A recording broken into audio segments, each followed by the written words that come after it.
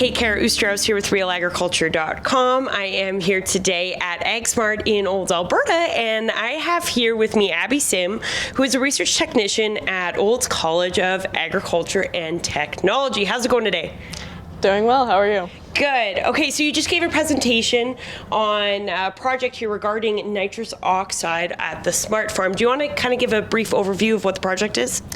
Yeah, so that was last year's project where we're looking at estimating nitrous oxide emissions on the Smart Farm using the end balance method. And then I talked about our current work where we're actually measuring emissions in the field. So what is the end balance equation? So it's really simple. It's just your inputs and your outputs in terms of nitrogen. So it's a lot simpler than some of the more complex models to estimate emissions.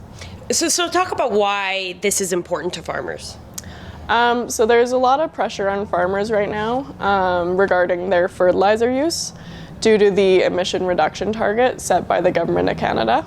It is voluntary, but there's still a lot of pressure to use for our nutrient stewardship and make sure that they're using their fertilizer effectively.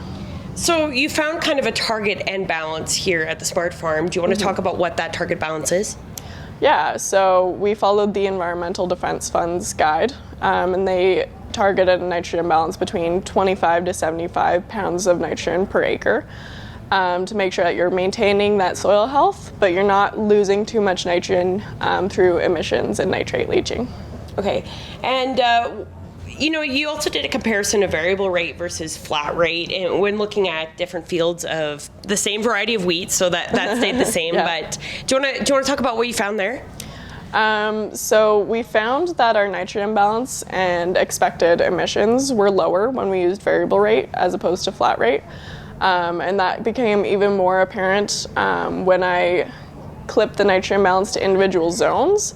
And so the nitrogen balance and emissions stayed pretty consistent when you applied fertilizer at the right rate at each zone versus our flat rate field, which you saw quite high expected emissions when you were over applying fertilizer in certain zones.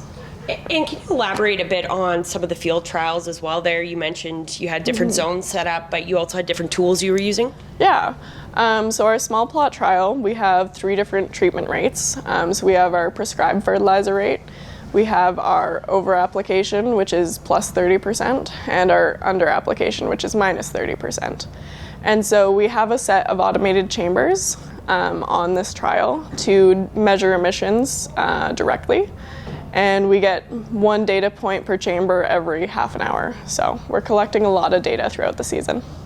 And speaking of data collection, talk about how you incorporated soil testing into these into your trials. In the small plot trials or in the, yeah. So we also are doing soil tests. So we had our agronomist do some soil tests on the field beforehand so that we had our prescribed rate. Additionally, we also sampled each plot prior to seeding and nitrogen application at flowering, so kind of mid-season once a lot of the nitrogen is used, and then after harvest we're going to sample again.